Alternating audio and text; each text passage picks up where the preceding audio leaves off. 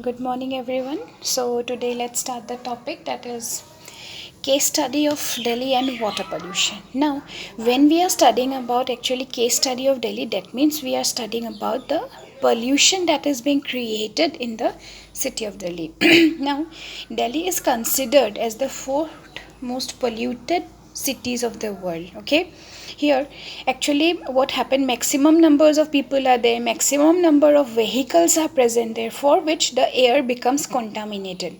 Okay, so for that particular reason, actually what happened, gradually the people complain that they are suffering from various respiratory disorders, eye burning problems, and all these created a chaotic situation over Delhi. For that particular reason, actually government took certain some actually strategies for reducing the pollution over there. For that, they switched over to public transport from diesels to CNG, phasing out of old vehicles, okay, then compulsory use of unleaded petrol and reduced sulfur content of diesel, compulsory regular checkup of pollution emission of vehicles and enforcement of Euro 2 norms, fitting the vehicles with catalytic converters, etc. Now, all these strategies helped actually to minimize the pollution. Okay, and then the CNG, that is the compressed natural gas, which was used instead of petrol and diesel, was much better because it was cheaper. It does not produce any pollution, not any much pollution. Okay, and it cannot be siphoned off by thieves, and it cannot be adulterated like petrol and diesel. So with the use of CNG, gradually there was fall in the concentration of sulfur dioxide, carbon monoxide, and nitrous oxides. Okay, gradually. But what happened, the problem arose was that this was not enough. Okay, this was not sufficiently available. So for that particular reasons, again the new fuel policy was formulated by the Indian government in order to minimize the pollution. Now here what happened, the petrol and diesel that was used, it here the sulfur content was minimized. When sulfur content was minimized, gradually what happened, actually pollution rate was decreased. Then the Euro 3 norms were applied. Okay, so Euro 3 norms were applicable in cities like Delhi, Agra, Kanpur, Ahmedabad, Surat, Mumbai, Pune, Hyderabad, Bangalore, Chennai, and Kolkata. That means the most polluted cities were induced with the Euro 3 norms, where the vehicles using the fuel were less in sulfur content. Actually, that was almost good and purified form of fuels were used. Then finally, what happened? From April 1, 2010, the Euro 4 norms were applicable. Okay, in 13 other cities also. Now the sulfur content of the petrol was reduced to 55 ppm. Okay, and that of diesel to 35 ppm. So the Euro 6 norms were also there, which were introduced throughout the country in April 2020. So recently the more and more strategies were taken so that what happened, the pollution is minimized. Okay, so that the people does not suffer from any respiratory and eye burning problems. So this is actually the case study of Delhi. Okay, how the pollution was controlled, how the petrol and diesel that was used in the vehicles were their toxic chemicals were minimized. So this is what comes under this topic. Now next we have to discuss about the water pollution. Now water pollution means actually the impurities that are present in water. Okay, that is the addition of various substances in the water bodies will include water pollution. Now water pollution is of three types: biological, chemical, and physical. Now biological water pollution means the addition of bacteria and viruses in the water bodies. Chemical means the various types of chemicals like DDT, pesticides, etc. And physical means oil spills, silt deposition in water bodies. All these three are the major regions of water pollutions. Now, the sources.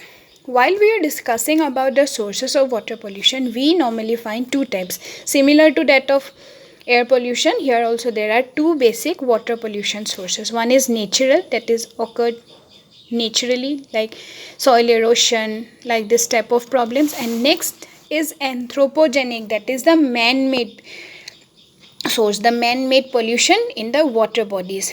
It may be either due to municipal wastewater.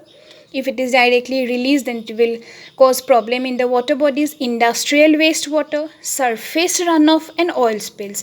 If these are the main sources of man-made sources actually, which are causing pollution in the water bodies. Okay, so another main cause is the domestic sewage. Domestic sewage means that it that is means our residential areas, the human excreta, food residues, detergents, all whatever comes out from our house, that constitutes the domestic sewage. And normally what happen, these all are released into the water bodies, for which a problem is being created. Okay, the water becomes polluted, so this is also an important source of water pollution. Now, the domestic sewage, it consists of pathogens. Pathogens means the bacteria and viruses. Okay, then it consists of suspended impurities, that is like sand, silt, all these.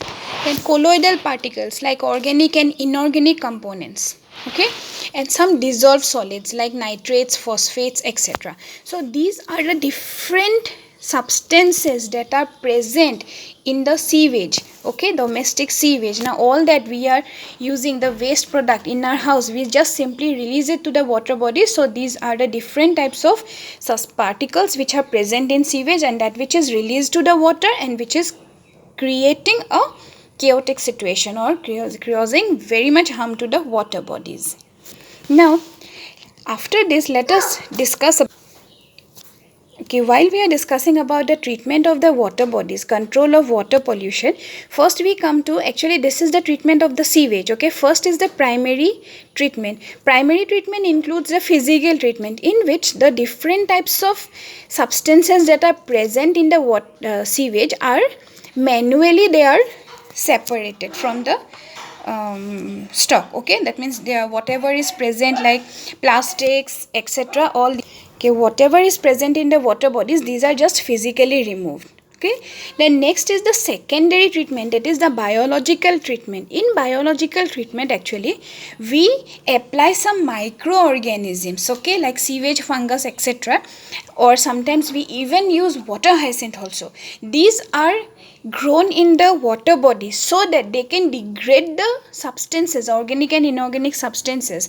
Now aerobic and anaerobic microorganisms will be introduced, and they will subsequently clean the sewage part. Okay, clean the water bodies, whatever is there, and they will act as the sludge digester. Okay, then here chlorination is also done. Chlorination means we are applying chlorines, then some ultraviolet rays are also used, ferric chlorides are used, etc., for treatment of the water body, so that the part which is left out can be completely digested and it becomes purified. Okay, see, another part is the tertiary treatment of the municipal wastewater. Now this is the whole diagram of the tertiary treatment. Here the effluents that are coming from the secondary treatment, that means after physical and biological treatment, that which has come, it will be passed through different tanks. Okay, so that a proper part is released to the rivers. So first what happened, that which is transferred to the first tank, here sedimentation will take place and the settling substances will pass into the recycle bin. Okay, here these are recycled for irrigation and fertilizers. Then the left out the part is again acted by activated carbon. Then this is again restored in a different type of container. Then desalination occurs. After desalination, it is treated with substances for removal of nitrates, and while nitrates are removed, they are finally some substances, specialized substances like DDT, etc., if any type of pesticides or chemicals are present, all are properly purified and finally they are released to river, lakes or water bodies. Okay, before that we cannot release them. If we release them, then it will create pollution to the water bodies. So pollution doesn't occurs and it doesn't harms the life form that is present in the water bodies. We have to properly treat them, treat the water, and finally we have to release it. Now actually the sedimentation after secondary treatment, that is also recycle, and that part after nitrate removal, whatever is left, the substances are stored in a different container, and from where it is recycled to land for irrigation and fertilization. Okay, so that means fertilize, as a fertilizer it is used. So these are the main basic points of what you call is the treatment of water bodies. So go through them very properly through the books. Actually all these are very properly and point wise given in the book, so I don't think that another again you need the notes for all these, because same thing in the book is there. So go through the book, study them very properly, okay, point wise, because questions are supposed to be come from this portion. So water pollution, water sources of water pollution there, how do see domestic sewage are there, treatment is there. So study them very properly, and still if you have any problem then tell me, because I don't think all these things are going to be written and given to you, okay. But still if you need the notes, just let me know.